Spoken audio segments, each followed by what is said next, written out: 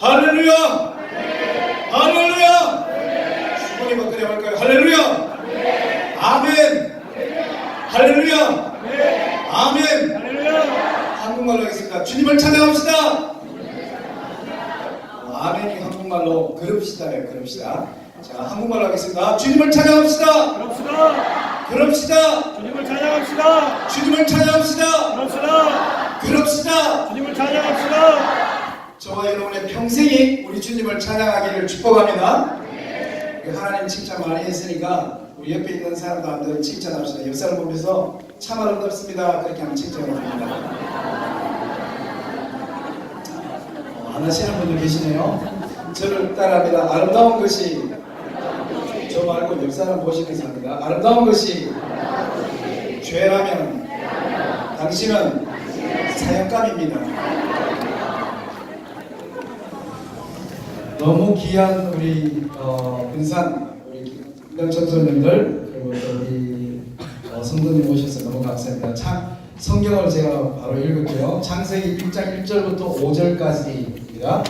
창세기 1장 1절부터 5절까지의 말씀입니다. 1절은 다 외우시니까 다 같이 한번 외워볼까요? 시작! 태초에 하나님이 천지를 창조하시니라. 다시 한번 외웁니다. 시작! 태초에 하나님이 천지를 창조하시니라. 2절요. 땅이 혼돈하고 공허하며 흑암이 깊은 위에 있고 하나님의 신은 수면에 운행하시니라. 하나님이 가라사대 빛이 있으라 하심에 빛이 있었고 그 빛이 하나님이 보시기에 좋았더라. 하나님이 빛과 어둠을 나누사 빛을 낮이라 칭하시고 어둠을 밤이라 칭하시니라. 저녁이 되고 아침이 되니 이는 첫째 날이라.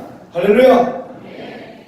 지금 저는 신학교에 들어갈 때 이 창세기하고 요한계시록이 너무너무 궁금했어요. 제가 특히 중학생, 고등학생 때 그리고 대학교를 청년이 돼서 대학교 다닐 때 창세기하고 요한계시록이 너무너무 궁금하더라고요. 그래서 여러분한테 물어보니까 창세기, 요한계시록을 정확하게 이제 속 시원하게 저에게 설명해 주는 분이 잘 없었던 것 같아요. 특히 요한계시록은 나중에 하면서 잘 안 가르쳐 주셨던 것 같아요. 그래서 창세기와 요한계시록을 배우려면 어떻게 하면 됩니까? 그러니까 신학교를 가라고 그러더라고요. 그래서 제가 신학교를 가게 됐어요. 저는 대구에서 태어났습니다. 그리고 신학 공부를 서울에서 했습니다. 그리고 아르헨티나에 선교사로 갔습니다. 그리고 아르헨티나에서 살 수 있는 너무너무 좋은 해외에 있는 이번에도 지금 해외에서 많이 오셨죠. 호주에서 지금 호주 시드니, 호주 북쪽으로 올라가면 내일 이제 마지막 폐 집회를 하실 분은 호주 북쪽 브리즈번이라는 곳에서 온 분이에요. 그리고 어제 밤에 설교하신 분이 호주 시드니에서 오신 분이고, 그 다음에 또 호주, 여러분 처음에 블루 부르던 자매 있죠. 그 자매는 호주 제일 서쪽국, 호주가 얼마나 큰 나라인지 시드니에서 퍼스까지 가면 비행기로 5시간 걸리는 큰 나라예요. 그 퍼스에서 왔고, 오드리 대표라고 오늘 낮 그 선교와 북한 강의를 하신 분은 미국 뉴저지, 뉴욕에서 오신 분이에요. 정말 많은 곳에서 이 군산 옹달샘을 위해서 한 자리에 모여주셨어요. 근데 해외에서 하면 가장 중요한 게 뭐냐면 그 영주권, 시민권이라는 거예요. 그런데 저는 감사하게 선교사로 가서 이 영주권이나 시민권을 받으려면 굉장히 오랜 시간이 걸리는데, 감사하게 저는 도착해서 8개월 만에, 지금 트럼프 때문에 미국에 있는 한인 교민들이 10년, 15년 제 친구가 지금 미국으로 유학 가서 지금 20년째 살고 있는데 영주권이 안 나왔어요. 우리 코스탈 승기는 캐나다 토론토에 있는 총무님은 25년째 캐나다에 살고 있는데 그 시민권이 안 나왔어요. 영주권이, 시민권이 안 나왔어요. 너무너무 이 시민권과 영주권이라는 것은 그 나라에서 공식적으로 살 수 있는 자격이라는 거예요. 너무너무 소중한 건데, 저는 아르헨티나에 가서 하나님께서 큰 복을 주셔서 도착한 지 8개월 만에 저와 제 아내가 영주권을 받게 됐어요. 그러니까 그 아르헨티나에 살고 있는 한인 교민들이 교회에 있는 사람이든지 교회 밖에 있는 사람이든지 저와 제 아내를 되게 부러워했어요. 근데 더 감사한 것은 조금 있다가 제 아내가 아기를 가지게 되고, 그 다음에 1년 반 뒤에 제 첫 번째 아들이 태어났어요. 걔는 그 나라에서 태어났기 때문에 아르헨티나 시민 도쿠멘토를 가지고 있습니다. 그러니까 저와 제 아내 우리 아이는 아르헨티나에서 살 수 있는 모든 조건이 갖추어져 있습니다. 제가 경상도 사람이에요. 근데 제 아내는 태어난 곳이 이 전라도예요. 전라도. 제 아내가 여기 익산 보길도라는 곳을 기억하고 있더라고요. 그래서 태어났다가 아마 한두 살 때 서울로 이사를 가서 제 아내가 이제 서울 사람으로 자기가 알고 있었는데 결혼해서 이제 장모님한테 얘기 들어보니까 전라도 땅에서 태어났다 그러더라고요. 그래도 이제 너무 어릴 때 서울 갔으니까 모든 문화가 서울 문화죠. 그래서 제 아내는 서울 사람이에요.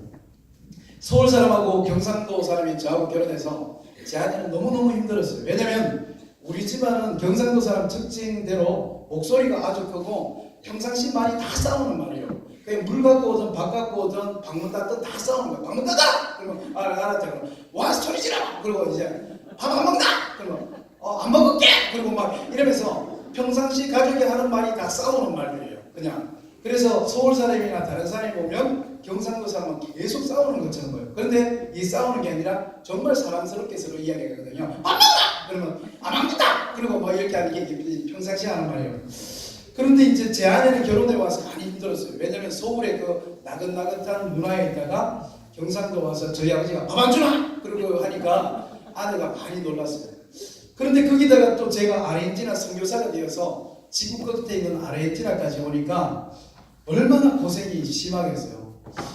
그런데 이제 거기다가 또 스페니시, 운도 스트레스, 꾸아트로 하고 이제 스페니시를 이제 막 배워가는데 들컥 아기가 들어서고 그 아스피탈 그 독토르를 만나면서 스페니시로 아기에 대해서 계속해서 말을 해야 되니까 사전 찾고 그 다음에 또 아기 상태, 병, 그 다음에 팔다리, 그 다음에 또 선생님한테 약 먹는 거 전부 다 스페니시로 하려니까 정말 어렵게 9달을 임신을 했었어요. 드디어 태어날 때 됐는데 선생님께서 감사하게도 아기가 잘 컸고 이제 곧 태어날 텐데 정상적으로 자연분만을 하게 될 거다. 그렇게 해서 너무 기쁜데 자연분만 해도 그 남편한테 그 사인을 하더라고요. 혹시 아기가 태어나다가 죽든지 아니면 혹시나 아내를 수술하다가 아내가 지금 제 아내는 수술이 아니에요. 그냥 자연분만 할 텐데 그러다가도 혹시 아내가 죽으면 이 모든 책임은 병원에 없다는 것을 사인하라 그래서 이거 해도 되나 말아야 되나 하니까 곁에 있는 한국분이 그건 형식상 하는 거라 그래서 제가 이제 사인을 했어요. 사인을 했는데 그러고 잘 들어가 하고 아내가 그 분만실로 들어가는 거 봤는데 그리고 저는 이제 뭐 편안하게 나온다니까 그냥 그 병실에 앉아서 그냥 이렇게 아유 빨리 나오면 좋겠다 하고 있는데 갑자기 막 빨간불이 막 울리더니만 그 제 아내 이름이 막 그 스크린에 막 뜨는 거예요. 그리고 후닥닥 이제 분만실로 뛰어가니까 그 카트에 실려가지고 그 병 침대에 실려가지고 제 아내가 분만실에 나오면서 그 수술실로 들어가는 거예요. 그래 나는 도대체 이게 무슨 일인지 몰라서 깨빠사 무슨 일이 일어났느냐 하면서 막 그러니까 지금 이머전시라고 지금 잠깐만 기다리라 하면서 수술실로 들어간 거예요. 그래서 저는 막 이 스페니시도 안 되지 간호사한테 뭐 물어도 뭐라고 이야기하는데 그 의학적인 용어를 이야기하니까 막 불안하고 막 그렇게 하고 있는데 조금 있다가 들어오라는 거예요. 아빠 들어오라는 거예요. 그래서 들어가니까 제 아내는 배를 이렇게 갈라놓고 그 다음에 여기 배꼽 밑으로는 이제 커튼을 파란색의 커튼을 쳐놓고 아기는 다행히 태어나가지고 제 아내 옆쪽 바구니에 이렇게 담겨 있더라고요. 그래서 아기를 먼저 보고 제 아내를 딱 보는데 지금도 그만하는데 갑자기 저한테 울컥한데 제 아내하고 눈이 딱 마주쳤는데 뭔가 설명할 수 없는 그 미묘한 그 감정이 오면서 제 아내 눈에도 눈물이 쭉 흐르고 저도 눈물이 쭉 나요. 너무 불쌍한 거죠. 경상도 사람한테 시집 와서 그것도 또 말도 안 통하는 이 아르헨티나까지 와서 또 지금 도대체 무슨 일이 일어난지는 분명히 자연분만 한다 그랬는데 배를 갈라가지고 아기가 그 집은 내져 있고 그래서 그 다음에 이제 나중에 이제 병실로 옮겨서 이렇게 하니까 나중에 설명을 들어보니까 우리 애가 잘 컸는데 아기가 이제 이렇게 있다가 엄마 뱃속에서 태어날 때는 얘가 한 바퀴 핑그르륵 돌거든요. 돌고 머리를 밑으로 내려서 머리부터 빠져나오는 거예요. 그래서 아기가 엄마 뱃속에 있을 때 이렇게 있다가 나올 때는 아기가 이렇게 물구나무를 이렇게 딱 서는 거예요. 그리고 엄마 몸에서 나오는 거예요. 근데 얘가 이렇게 돌다가 심심했는지 탯줄로 자기 목을 이렇게 감았어요. 그래가지고 목을 두 바퀴 감아서 밑으로 나왔는데 엄마가 힘주니까 아기가 나가는데 탯줄이 있으니까 탯줄이 아기 목을 잡아당기면서 애가 여기 산소 부족으로 목이 졸려서 질식사를 하고 있는 거예요. 그러니까 의사 선생님이 그 모습을 딱 초음파로 보고 바로 이머전시를 해서 수술실로 들어간 거예요. 그래서 바로 배를 가르고 아기 목에서 탯줄을 풀고 아기를 이제 통째로 이렇게 끄집어낸 거예요. 그래서 제가 아내 이렇게 있는데 야, 너무 미안하고 고맙고 막 그렇게 해서 아내한테 무슨 선물을 할까 이렇게 생각하다가 제가 아내한테 얘기했어요. 여보, 나한테 결혼해줘서 너무 고맙고 또 여기 와서 이렇게 말도 안 통하는 나라에서 아기를 낳아서 고맙고 그리고 아기 놓고 병실에 오니까 에어컨을 틀어주더라고요. 그리고 찬물로 세수하라고 그러더라고요. 우리는 절대 그거 한국은 그렇게 하면 안 된다 그러니까 아니라고. 뭐 여자 몸에 열이 많이 났으니까 에어컨을 3단으로 틀고 그다음에 제일 먼저 몸에 들어온 게 많으니까 찬물로 씻으면 몸이 건강하다는 거예요. 근데 한국 사람 그러면 난리가 나잖아요. 근데 그게 뭐 스페니시 그 아르헨티나 병원이니까 그 사람들 말대로 다 따라야 되잖아요. 그러니까 뭐 아내는 추워가지고 한국 사람은 그렇게 몸조리 하면 안 되는데 막 추워서 달달달달 떨고 그래서 너무 불쌍해서 아내한테 여보 내가 뭔가 이 여자한테 뭔가 선물을 줘야 되겠다 그렇게 싶어서 무슨 선물을 줄까 하다가 좋은 생각이 떠올랐어요. 아, 첫 번째 태어난 이 아들을 내 아내한테 줘야 되겠다 이런 생각이 들었어요. 그래서 왜 웃으세요? 저는 정말 기특한 생각이 들어서 그래서 제 아내한테 얘기했어요. 여보 너무 고생 많았고 애기 놓는데 고생 많았고 내가 지금 내 마음에 당신한테 이 아르헨티나에서 첫 번째 아기가 태어나는 고마움을 표현해야 되겠는데 내가 좋은 생각이 나니까 뭐냐 그래서 이 첫 번째 이 아기 남자 아기거든요. 첫 번째 이 아기를 당신이 해 이렇게 얘기했어요. 그러니까 우리 집사람이 뭔 소리예요 그러는데 제가 보통 아기가 태어나면 유충성 제가 유임근이니까 유씨로 이름을 짓잖아요. 근데 제가 이 첫 번째 아기한테는 엄마 이름을 붙여줘야 되겠다. 제 아내는 박진이거든요. 그래서 박씨를 붙여야 되겠다 해서 제 아내한테 첫 번째 아기 이름에는 자기 이름을 붙여. 박원유, 박충성 자기가 이 아이의 그 성씨를 가져가면 좋겠다. 그렇게 하니까 제 아내가 깜짝 놀라면서 장난하냐 그러면서 무슨 애한테 그 엄마 이름을 붙이냐 그러니까 아니라고. 지금 내가 너무 두 번째부터는 내 이름을 붙이고 첫 번째 이름은 당신 이름을 붙이라고. 그러니까 제 아내가 이제 제가 진짜 진지하게 이야기하니까 이제 제 아내도 진지하게 큰일 났다고 그렇게 하면 안 된다고 지금 대구에 있는 시어머니 시아버지가 그 이야기 들으면 지금 난리 난다. 내가 안 그래도 대구 그 시댁에 갈 때마다 늘 무서운데 애 이름에 박씨 붙여놓으면 엄마 아버지가 알면 얼마나 야단치겠냐고. 그런데 제가 이야기했죠.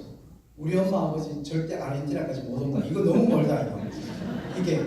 이게 너무 멀어서 아르헨티나가 얼마나 뭔가 하면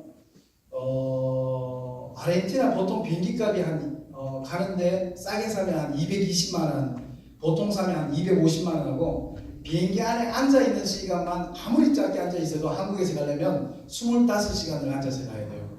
경유하는 시간 빼고. 1월 달에도 브라질 코스타 갔다 왔는데 브라질 갔다 올 때 45시간. 작년에는 아르헨티나 갔었는데 아르헨티나 갔다 오는데 50시간이 걸렸어요. 굉장히 먼 나라예요. 한 번은 제가 아르헨티나에 온라인 투어에 보니까 반짝반짝 왜 그 땡처리 불이 들어올 때 있잖아요. 그 보니까 반짝반짝 땡처리 불이 들어온 거예요. 아르헨티나 최저가 땡처리 뭐 표 1개, 2개 막 이렇게 뜬 거예요. 그때 딱 보니까 놀랍게도 비행기 티켓이 140만 원, 1,300불이 딱 나온 거예요. 이거는 무조건 사야 되는 돈이거든요. 그건 마치 여러분들한테 어떤 느낌이냐면 오사카 4만 원 이렇게 뜯는 거하고 똑같아요. 그거는 오사카 볼 일 없어도 갔다 와야 되잖아요. 4만 원인데 갈 때 2만 원, 올 때 2만 원. 이건 부산 가는 것보다 비싼데.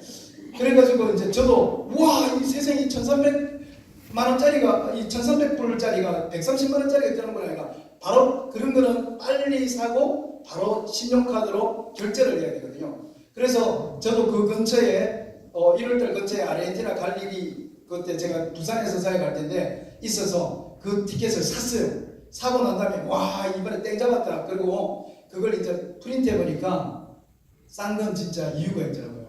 프린트해보니까 이 프린트가 계속 나오는 거예요. 경유가 7번이야. 여러분 경유 7번 하는 비행기 타봤어요? 이 비행기가 서울에서 서울에서 도쿄를 가요. 도쿄에서 LA를 가고 LA에서 애틀란타 가서 애틀란타에서 페루 리마를 가요. 페루 리마에서 브라질 상파울로 가고 브라질 상파울로에서 칠레 산티아고를 가요. 칠레 산티아고에서 부에노스 아이레스로 들어가는 비행기예요. 제가 그 비행기를 타고 3일 동안 이동해서 아르헨티나를 갔어요. 아예 처음 탈 때 그냥 슬리퍼 신고 추리닝 입고 비누 그다음에 샴푸 칫솔 다 들고 비행기에서 내리기만 하면 체력을 절약하기 위해서 무조건 화장실로 가서 비누로 머리 감고 양치질하고 세수하고 그다음에 목 닦고 그다음에 이따가 또 라스콜 미스터 유임 제 이름 부르면 또 들어가고 또 그다음에 또 이제 애틀란타에서 내려서 또 바로 화장실 가서 또 머리 감고 세수하고 양치질하고 하면서 최대한 씻으면서 가는데 여러분 한 3번 정도 4번 정도 비행기를 갈아타니까 어떤 현상이 일어나냐면 내가 지금 시외 버스 타는지 비행기 타는지 그게 왔다 갔다 하더라고요. 그렇게 멀리 있는 것이요. 그래서 제가 제 아내한테 여보 절대로 우리 엄마 아버지 아르헨티나 올 일 없다. 대구에서 아르헨티나 절대 못 온다. 아니 이게 대한민국 주민등록증도 아니고 이게 아르헨티나 주민등록증인데 왜 당신 이름을 못 쓰겠느냐. 제가 진짜 진지하게 PARK 박을 이 이름에 붙이자. 그러니까 제 아내가 제 눈빛을 보니까 진짜 진심으로 하는 걸 보면서 제 아내가 갑자기 눈물이 글썽글썽 하더니만 저를 보면서 너무 감사한 표정으로 나는 당신이 경상도 사람이어서 늘 이렇게 큰 목소리로 말하고 해서 늘 불안했는데 당신이 나를 이렇게 존중, 리스펙트 하는지 몰랐다 그러면서 고맙다 그러면서 제 아내가 그래도 여보 어떻게 아이 이름에 엄마 이름을 붙이냐고. 그래 얘가 나중에 학교 갔는데 애 이름 부를 때 박충성 그러는데 아버지 이름은 유임건입니다. 그러면 애들이 전부 다 애들 그래서 얘가 왕따가 된다는 거예요. 그러니까 당신 성의도 받고 이 아이도 살리기 위해서 당신 이름, 엄마 이름, 아빠 이름, 엄마 이름, 자기 이름 이렇게 넣어서 짓자는 거예요. 제가 그 말을 할 줄 알았거든요. 그래서 제가 와 진짜 당신은 나보다 더 지혜롭네요. 그러면 이 아이한테 그렇게 합시다. 그래서 제 첫 번째 아들 그 아르헨티나 이름이 어떻게 되느냐면 E가 스페니쉬로 엔드거든요. 박 마르셀리노 바니빈노 그리티안 본아체 이렇게 해서 우리 애기를 그렸죠. 이게 뭐냐면 유씨와 박씨의 아들 크리스티안 보나체는 H자가 들어간 크리스티안이라는 말이고 마르셀리노는 아주 신앙생활을 잘한 사람의 이름이고 그리고 바니비노는 여러분 느낌 왔듯이 빵과 포도주 성찬식 예수 믿는 사람은 매일을 예수님을 경험하는 빵과 포도주를 마시는 그런 믿음 좋은 사람이 되라. 그래서 유이박 마르셀리노 바니비노 크리스티안 곤하체 이렇게 해서 그 아이를 아르헨티나 주민등록증에 올렸어요. 그러니까 우리는 아르헨티나에 살 수 있는 모든 조건이 갖춰졌어요. 그런데 문제가 생겼어요. 저를 불렀던 제 위에 있던 선교사님이 이 선교 행정을 잘 모르셨던 것 같아요. 그때만요. 그래서 제가 언제 아르헨티나로 가게 됐느냐면 신학대학원을 졸업하고 바로 2달 뒤에 아르헨티나로 들어왔어요. 그 말은 뭐냐면 목사 시험을 안 치고 아르헨티나에 바로 전도사로 출발했다는 거예요. 그래서 아르헨티나에서 2년 동안 스페니쉬 훈련하고 그 다음에 선교지 훈련을 하고 다 하고 난 다음에 이제 2년이 지나면 목사가 돼야 되거든요. 목사가 되려고 딱 아르헨티나에 신청서를 내니까 저는 아르헨티나에서는 목사가 될 수 없는 사람이라는 거예요. 저는 목사가 되려면 한국에 가서 목사 시험을 쳐야 된다는 거예요. 야 이게 보통 일이 아니에요. 저와 제 아내가 이 비행기값 270만 원짜리 왔다 갔다 하면 1000만 원에 그 6개월짜리 아기를 또 비행기에 태워서 27시간을 비행기 안에 30시간을 비행기 안에 바구니에 넣어서 가서 거기서 시험 치는 게 보통 목사 시험을 치려면 이런 교회에서 전도사로 있는 사람한테 저는 신학 훈련 다 받았죠. 성교 훈련 받았죠. 전도사 훈련 다 받았으니까 이제 남아있는 거는 목사 시험지 이 종이 한 장만 시험 치면 목사가 되는 거예요. 근데 이 종이도 그냥 칠 수 있는 게 아니라 이런 교회에서 전도사로, 교육 전도사나 아니면 청년부 전도사로 일해야 이 시험을 칠 수 있는 자격이 대한민국에서 나와요. 설교하고 있는 사람한테 시험을 치게 해준다는 거예요. 그래서 4월달에 시험을 치면 거기에 합격하면 10월달에 가을에 여러 목사님들이 모여서 저와 제 아내도 전도사거든요. 저와 제 아내에게 안수하면 우리가 목사가 돼서 다시 아르헨티나나 선교지로 갈 수 있는 거예요. 그래서 우리에게는 1년의 시간이 필요한 거예요. 1년의 시간. 시험 칠 전도사로 들어가고 4월달에 시험 치고 합격하면 10월달에 목사가 되고 12월달에 다시 선교지로 떠나고 1년의 시간이 필요해요. 그래서 1년 있을 서울에 있는 친한 교회 선배님 교회에 연락을 했더니만 안 된다는 거예요. 어떻게 1년 있을, 그것도 저 혼자가 아니라 저와 제 아내가 신학교 3학년 때 결혼했거든요. 저도 전도사, 제 아내도 전도사, 저도 목사, 제 아내도 목사, 저도 선교사, 제 아내도 선교사가 돼야 된단 말이에요. 근데 어떻게 1년 있을 전도사를 교회에 부를 수 있나? 그것도 한 명도 아니고 2명. 쉽게 말해서 만약에 여기 오면 군산 방주교에 와서 안녕하세요. 청년부 전도사 유인권 목사입니다. 청년 여러분 반갑습니다. 그런데 저한테 정을 주지 마세요. 저는 12월에 떠납니다. 그리고 제 아내도 안녕하세요. 소년부 여러분. 저는 박진 전도사입니다. 저에게 정을 주지 마세요. 12월 달에 떠날 거예요. 이렇게 이야기해야 되니까 그때는 되게 막 섭섭하기도 하고 막 그랬는데 지금 돌이켜보니까 진짜 그거는 어려운 일이었어요.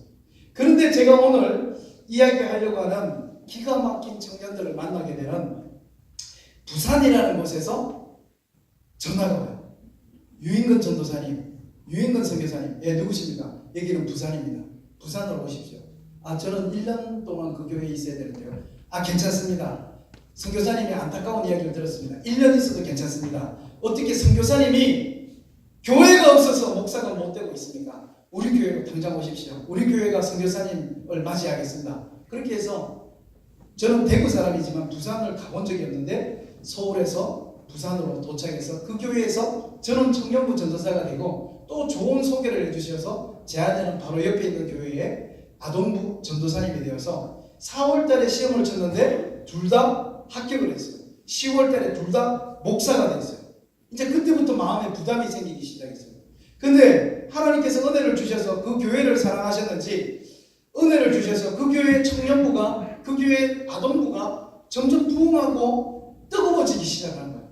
이때 떠나는 건 너무하다 그래서 제가 시간을 조금씩 늦추고 있는데 어느 날 길을 가고 있는데 이런 생각이 드는 거예요. 갑자기 하늘에서 하나님이 하늘 커튼을 확 채치면서 유인근 목사 너 목사 되면 선교사 간다 그러더니만 왜 아직도 한국에 있는 거야?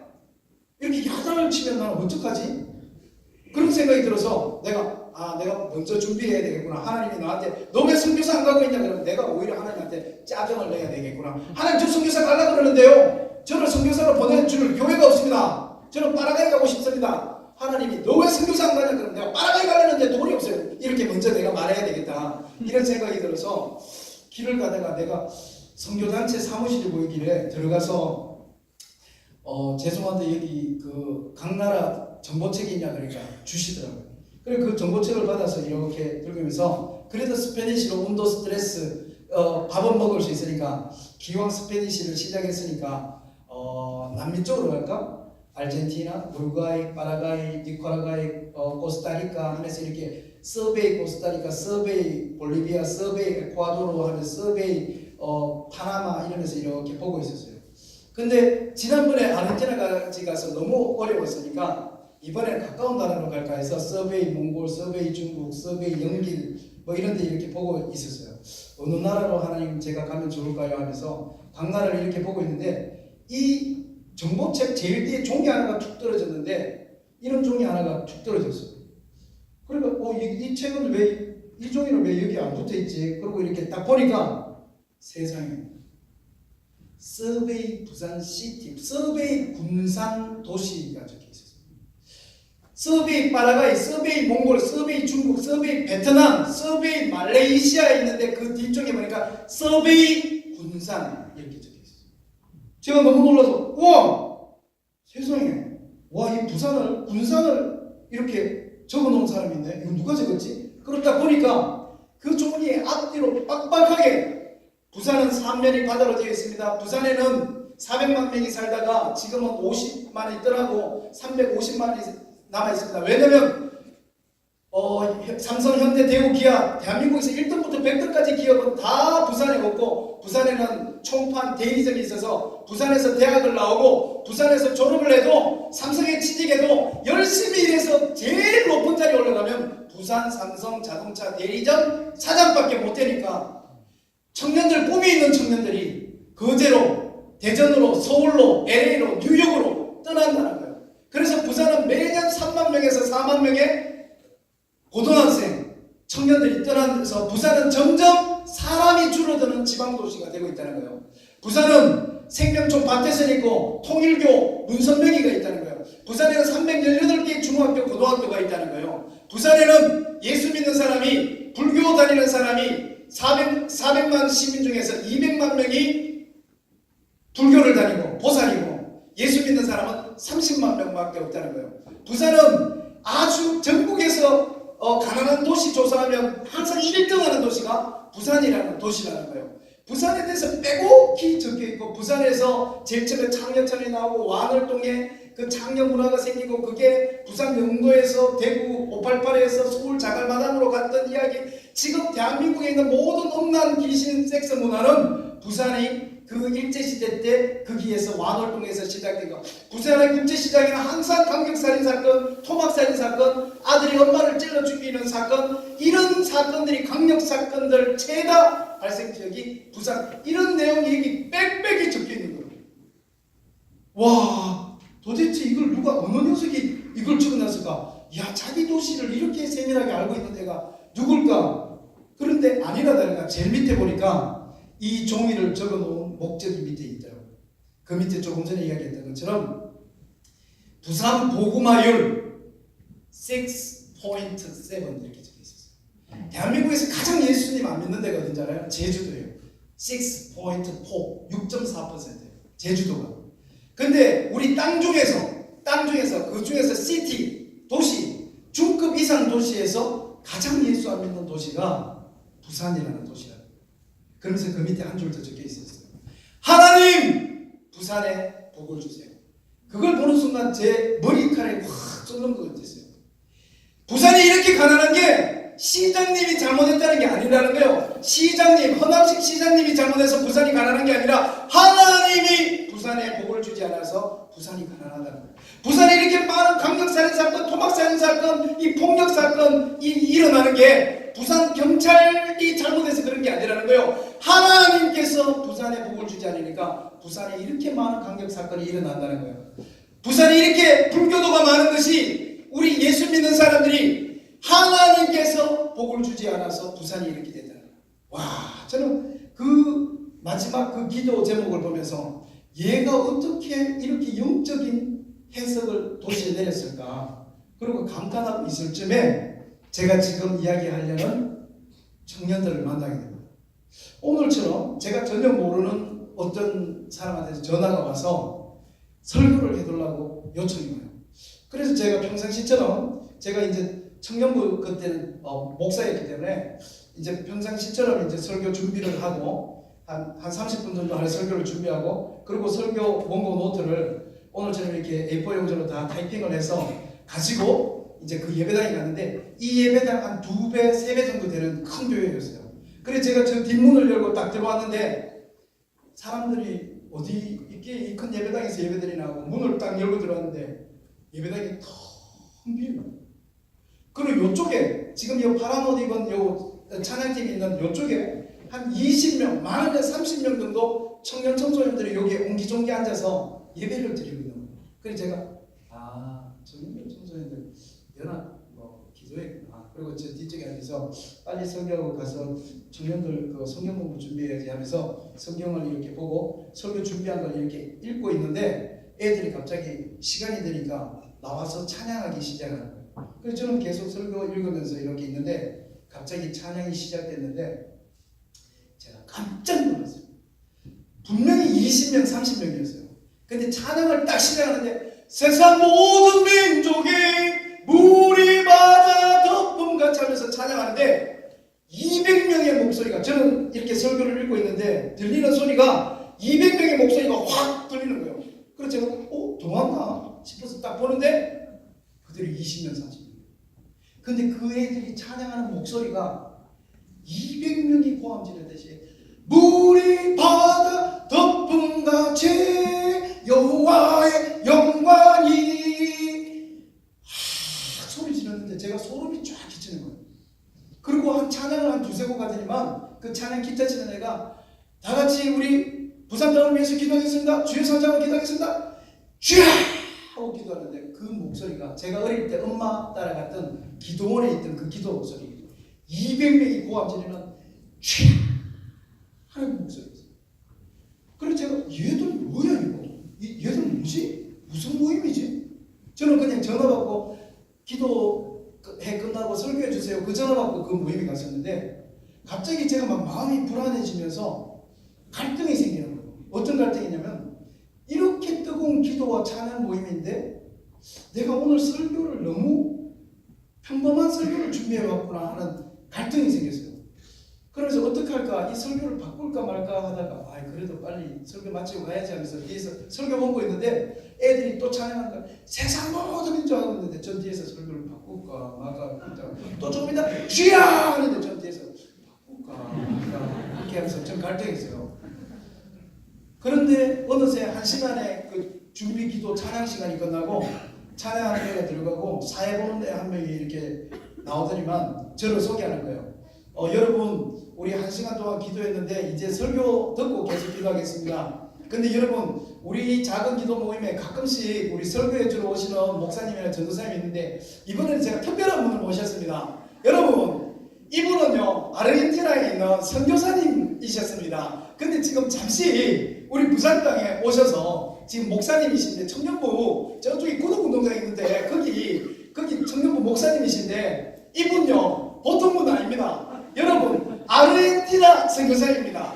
여러분 아르헨티나가 그 친구가 이렇게 적혀있어요. 아르헨티나가 어딘지 압니까? 여러분 아르헨티나는요 지구 끝입니다. 지구 끝. 여러분 많은 선교사님이나 많은 사람들이 땅 끝에 가서 복음 전하자, 땅 끝에 가서 복음 전하자 그렇지만 우리가 알다시피 선교사님들 중에서 땅 끝에 간 사람 사실은 진짜 글자 그대로 땅 끝에 간 사람 별로 없잖아요. 중국이나 베트남이나 필리핀이나 말레이시아 우리가 그런 데 단기 선교 여행 가면 선교사님들 거기 많이 계시잖아요. 근데 지금 오늘 오신 저분은요 진짜 땅끝 여러분 아르헨티나. 여러분 아르헨티나 어딘지 잘 모르시죠? 아르헨티나는요 지구가 이렇게 동그랗잖아요. 그 젓가락으로 팍 찌르면 반대쪽에 아르헨티나가 나옵니다.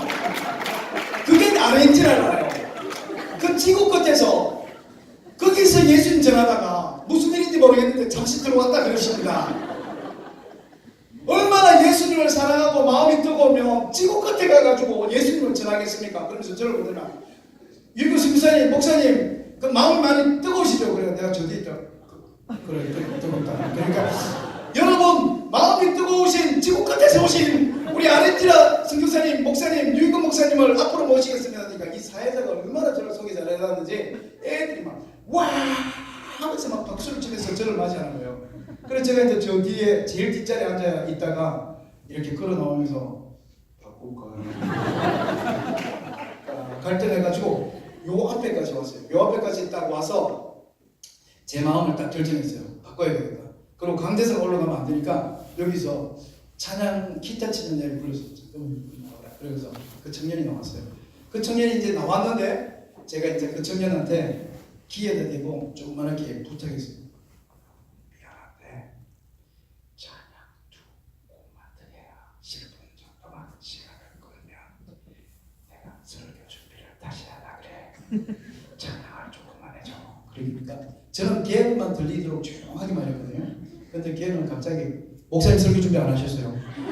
내가 한다고 집에서 분명히 설교 준비 해왔다고. 내가 분명히 해왔는데 지금 그분들 찬양과 기도 소리 듣다가 내가 이 설교가 너무 마음에 안 들어서 내가 바꾸려고 그랬는데 왜 그렇게 큰 목소리를 말하냐. 근데 얘가 저한테 얘기한 거예요. 목사님 지금 설교 준비하시다고요. 아 그래도 괜찮아. 내가 평상시에 좋아하는 성경 구절이 몇 개가 있는데 내가 성경 구절을 딱 정하면 내가 1, 2, 3 적어서 한 30분 정도 설교는 내가 10분 동안 늘 그 성경을 좋아했기 때문에 내가 적어서 올라올 수 있을 거야. 네가 한 찬양 한 곡이나 두고 한 10분 정도만 나한테 시간 여유를 주면 좋겠다. 그렇게 하니까 걔가 저를 가만히 보더니만 목사님 그러면 제가 설교 제목을 드릴까요? 하는 거야. 그래서 내가 설교하는데 왜 네가 설교 제목을 주라고 그러냐? 그러니까 그 청년의 답이 기가 막힌다고요. 목사님 저희들이 듣고 싶은 설교가 있다. 뭐? 듣고 싶은 설교가 있어? 예.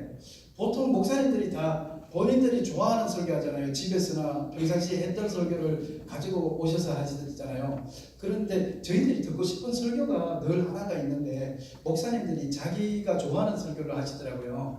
근데 지금 목사님은 지금 여기서 설교 준비 다시 하신다니까 제가 설교 제목 드리면 이거 혹시 할 수 있으면 이 설교를 해주시면 좋겠습니다. 그래서 듣고 보니까 일리가 있어서 아 그래? 그러면 자 여기다가 일단 한번 설교 제목이 뭔데 한번 적어보라 그러고 종이를 주니까 걔가 목사님 죄송하지만 이런 설교를 한번 해주시면 어떨까요? 하면서 적어서 저한테 이렇게 주는 거예요. 이런 설교하는 거 어떠세요? 그래 내가 딱 받아보니까 설교 제목 부산 이렇게 적혀 있어요. 그래서 제가 그 설교 제목을 가지고 성경에 부산이 있는 걸 찾아봤죠. 그리고 이 강단 위에 올라가서 예루살렘 시티, 수가 시티, 여리고 시티, 아이 시티, 시티 설교하고 제가 내려왔어요. 저도 이제 목사로서의 느낌이 있잖아요. 여기다가 부산, 군산 설교 제목을 이렇게 적으면 뭔가 이 도시에 대한 뭔가 기도 제목이 있다는 거잖아요. 그래서 제가 축복받은 도시와 저주받은 도시, 예루살렘이 이렇게 해서 저주받았고 베들레헴은 이래서 복을 받았고 여리고는 이렇게 해서 저주받았고 수가성은 이렇게 해서 복을 받았고 그러니까 시티 축복받은 도시와 저주받은 도시 이렇게 해서 한 30분 40분 설교를 하고 내려왔어요. 내려오면서 지금 잠깐이라도 이제 우리 강사실에 같이 있었던 우리 집사님이나 우리 청년들은 알 텐데 제가 정말 그 쓸데없는 농담을 많이 하거든요. 아재 농담을 청년들 만나면 그날도 마찬가지로 이제 설교하고 내려오면서 조금 전에 저한테 이걸 적어줬던 청년한테 가서 제가 그야말로 아재 개그를 했어요. 농담 한번 청년을 만나면 제가 어떻게든 한 번은 웃겨 보려고 가서 이렇게 하면서 그 친구한테 야 네가 적어줘서 하긴 했지만 야 어떻게 설교 제목이 부산이냐 야 이런 설교 제목이 어디냐 그럼 설교 제목 대전, 설교 제목 광주 성도 여러분 우리 교회 다음 주 설교 제목은 동두천입니다. 여러분 마가복음 많이 읽고 오시기 바랍니다. 이런 설교가 어딨냐면서 여러분이 지금 피식 웃듯이 저도 이제 청년들을 피식 한번 웃겨보려고 그 청년한테 이렇게 말했어요. 그럼 보통 청년들이 어떻게 반응하느냐면 이렇게 앉아있다가 목사님 죄송합니다. 아 목사님 설교 잘 들었습니다. 죄송합니다. 제가 금방 생각이 났어요. 목사님 감사합니다. 그렇게 반응을 하죠. 저도 그 반응을 기대하고 설교 제목 이렇게 어딨노? 부산. 그리고 이제 제가 딱 지나가는데 얘가 죄송합니다. 이렇게 하기를 기다려서 딱 지나가는데 얘가 갑자기 죄송합니다 안 하고 그 자리에 있다가 딱 일어서는 거예요. 그래서 왜? 그러니까 그 다음 말이 기가 막힌 말이었어요.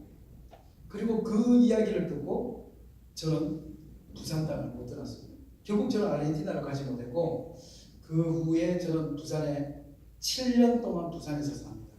그리고 그 청년들과 더불어서 7년을 부산에서 살고 그리고 서울에 지금 제가 있는 코스타 국제본부 전 세계에 있는 청년들을 만나는 코스타 국제본부에 와서 지금 서울에서 9년째 살고 있습니다. 저는 결국 아르헨티나로 돌아가지 못했습니다. 그 청년이 어떤 말을 했냐면 야 설교 제목 군산, 야, 이 군산, 부산 이런 설교가 어디냐? 그걸 딱 돌아서는데 걔가 딱 일어나더만 목사님, 저희들은 군산을 위해서 기도한 지가 10년이 된 거예요. 저희들은 부산을 위해서 기도한 지가 10년 되는 기도 모임이 있거든요. 그래서 내가 뭐 10년? 예, 우리는 10년째 부산을 위해서 저희들 군산을 위해서 기도하고 있습니다. 10년 동안 그럼 이 모임이 있었단 말이야. 예, 우리들 여기 모여 있습니다. 저기 저 누나요 8년 됐고요. 저 형 9년 됐고요. 저기 간사님 10년 됐고요. 여기 있는 사람 대부분 한 10년 정도는 우리 부산을 위해서 기도해 주고 싶은데 야 우리 여기 우리 모인 지 한 10년 되지? 그러니까 애들이 그럼 우리 한 10년 될걸? 저 너무 큰 충격을 받았어요. 10년째 이 도시를 위해서 기도하고 있다고? 예, 우리 10년째 군산을 위해서 기도하고 있습니다. 저는 망치로 탁 맞을 것 같았어요. 왜냐하면 저는 청년을 너무 잘 알거든요. 저는 대구 제일교회라는 곳에 청년부 회장할 때부터 지금까지 어른들 목회는 못하고 청년들만 만나면서 지금까지 왔어요. 그래서 청년들 기도 제목은 내가 너무도 잘 알고 있고, 제가 청년들한테 가을이 되면 11월이 되면 기도 제목 100가지를 적게 합니다.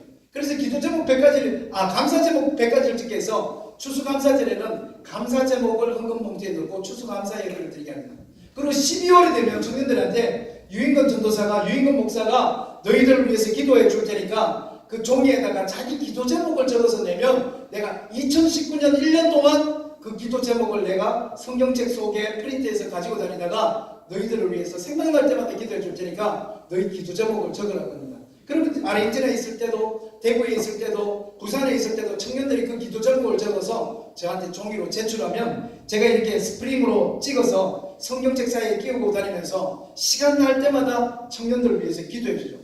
예를 들어 부산대학에 이렇게 신방 갔는데 야 나 신방 왔다. 그런데 목사님 제가 지금 수업이 연강돼서 바로 못 나갈 것 같습니다. 그러면 그래 괜찮아 나 기다릴게. 목사님 죄송합니다. 아니 괜찮아 나는 하찮은 사람이니까 기다리고 있을게. 목사님 무슨 그런 말씀하세요? 아니야 하찮은 사람은 분수대에 있다.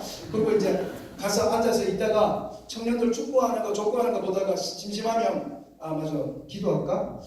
진숙이 기도 제목이 뭐더라? 여기 있네 진숙이. 하나님 우리 진숙이 우리 청년부 진숙이를 위해서 기도합니다. 하나님 우리 진숙이 2019년 기도 제목이 시집가고 결혼하는 겁니다. 하나님 우리 진숙이 꼭 결혼할 수 있도록 하나님 2019년에는 결혼할 수 있도록 꼭 해주세요. 근데 하나님이 볼 때 38살 몇 살 아니죠. 근데 이게 세상에서는 되게 많은 나이거든요.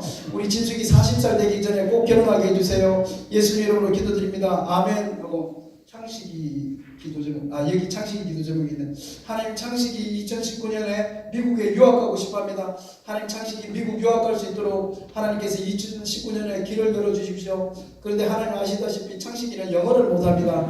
그런데 얘가 미국 유학 가려고 그러네요. 영어 학원에 등록하게 해주세요. 예수 이름으로 기도드립니다. 이런 기도하면서 청년들을 위해서 얼마나 많은 기도를 하고, 그 다음에 이런 수련회 나가면 저는 설교 시간보다 기도 시간을 더 길게 했어요. 왜냐면 이 설교라는 것을 제가 알게 됐거든요. 설교라는 것을 알게 됐어요. 지금 오늘도 마찬가지예요. 제가 어제 윤지영 목사님 말씀하신 것처럼 제가 설교를 길게 하는데, 오늘은 제가 어제 저녁에 여러분을 보다가 내가 지금 3꼭지를 하려고 했는데 2꼭지를 줄였어요. 그럼 1꼭지를 하고 기도를 하려고 제가 마음을 먹었어요. 왜냐면 여러분들이 지금 다 마음에는 지금 은혜 받고 싶은 마음이 충만한데 지금 뭐가 안 됐느냐면 기도의 은혜가 아직 안 왔어요. 오늘 이 밤에 기도의 영이 터지기를 축복합니다. 할렐루야. 왜냐면 이건 너무너무 중요해요. 설교는 This is my story, not your story. 이건 나의, 내가 하나님 만난 이야기고, 어제 윤지영 목사님 감옥에 가서 하나님에 대해서 십자가에 대해서 그렇게 뜨겁게 몸으로 경험한 사람은 제가 윤지영 목사님 처음 봤어요. 그분은 4일 동안 그 십자가 이야기를 할 수 있는 분이에요. 김상철 목사님, 그 다음에 또 어제 왔던 그 리노, 그 인대가 끊어지고 눈도 안 보이고 드럼을 밟을 힘도 없고 병원 안에서만 6개월 1년 동안 누워있고, 그 아이가 병원에서 눈 감은 애가 하나님을 만났잖아요. 그건 그 모든 얘기는 This is my story, their story, not your story. 그건 그분들이 하나님 만난 이야기예요. 그런데 언제까지 유인권 목사가, 김상철 목사가, 리노가, 브라이언이, 오드리 대표가 만난 하나님의 이야기를 여러분이 들으려고 그랬어요. 저도 모태신앙이에요. 우리 모태신앙의 큰 아픔이 뭐냐면 너무도 많이 하나님을 만난 사람들을 만났는데 정작 나의 스토리가 없는 거예요. 나의 스토리. 오늘 이 밤에 여러분이 하나님 만나기를 축복합니다. 그런데 왜 그게 안 되냐면 하나님 만나는 것은 수없이 있어요. 성경도 있고 찬양도 있고 기도도 있고 금식도 있고 선행도 있고 가난한 사람들을 옷 덮어주는 것도 있고 수없이 하나님 만나는 그 방법이 수없이 많아요. 그런데 수천 년 동안 변함없이 하나님을 만나는 최고의 방법으로 자리해왔던 것이 기도라고. 아멘. 기도. 우리가 착한 일 하다가 찬양하다가 그 다음에 또 성경을 이렇게 줄 걷다가 얼마든지 하나님을 만나요. 그런데 이 기도가 하나님을 만나는 수천 년 동안 내려온 수많은 사람들이 하나님을 만난 방법인데 지금 우리 한국 사회에 우리 청년 청소년들한테 너무 안타까워요. 제가 오늘 왜 여러분의 근사님 엄마 아빠 장로님을 이 앞으로 당겼겠어요? 저 세대까지는 하나님을 만나는 그 기도의 길을 알고 계셨던 거예요. 근데 그 바톤 타치가 안 됐어요. 그 바톤 타치가 안 돼가지고 지금 청년들이 하나님을 만나고 청소년들이 하나님을 만나고 싶은 마음은 열화와 같은데 그 마지막 문을 못 열거든요. 어제 김상철 목사님 강의했던 내용 중에 김상철 목사님 많이 하는 것 중에 이게 있어요. 기독교인이 되는 사람은 많아요. 예수 믿는 사람들은 너무너무 많은데 예수 믿는 사람처럼 살아가는 사람은 너무너무 십자가의 좁은 길에 도착한 사람은 많은데 좁은 길에 좁은 문에 도착한 사람은 지금 한국 교회에 너무 많아요. 저도 여러분도 다 좁은 길, 큰 길보다는 좁은 길, 영광의 길보다는 십자가 길, 그게 예수의 길이라는 걸 알고 있어요. 좁은 문에 도착했어요. 너희가 좁은 문으로 들어가면 그걸 다 알고 있는데 그래서 우리 모두는 좁은 문에 도착해 있어. 그런데 nobody, 누구도 이 문을 열고 걷는 사람은 없는. 여러분이 어제 리노한테 왜 그렇게 감동했는 줄 알아요? 리노가 그 문을 열고 그 길을 걸어버렸거든요. 의사 선생님이 이야기했어요. 다리를 잘라라, 고관절을 넣어라, 인공뼈를 심어라. 그때 리노가